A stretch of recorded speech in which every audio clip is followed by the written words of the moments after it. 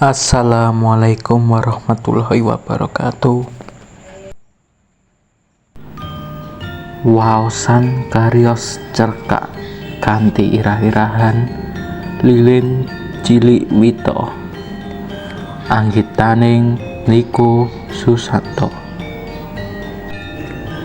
Wito bocah saka keluarga tani sing prasaja.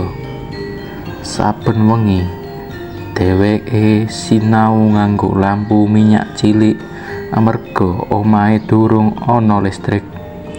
Senajan cahyane remeng-remeng, semangate tetep gedhe.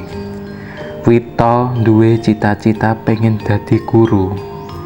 Nanging sawijining wengi nalika Wito sinau kanggo ulangan, lampu minyake mati amarga minyake entek. Warung wis tutup lan dheweke dadi bingung. "Kepiye iki, Bu? Aku isih durung merampung maca," ujare setengah nangis. Ibune mung ngendika, "Aja nganti semangatmu mbleret kaya lampu iki le."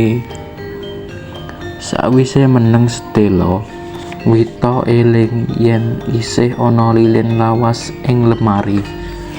Dheweke cepet-cepet goleki lan nemokake salah siji lilin cilik. Lilin iku banjur dinyalake lan senajan ora padhang banget, cukup kanggo nerusake maca. Kanthi tekun Wito sinau nganti bengi. Esuke nalika ulangan, dheweke bisa ngisi kabeh pitakon kanthi lancar. Nalika asil diumumake, Wito dadi juara kapisan.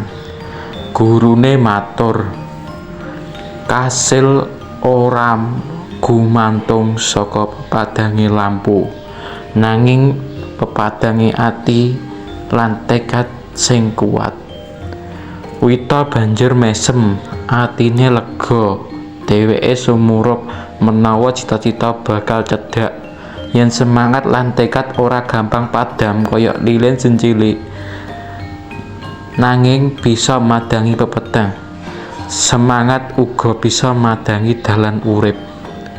Mula wiwit dina kuwi Wito janji marang awake dhewe, ora bakal luntur semangate nganti cita-citane kelakon.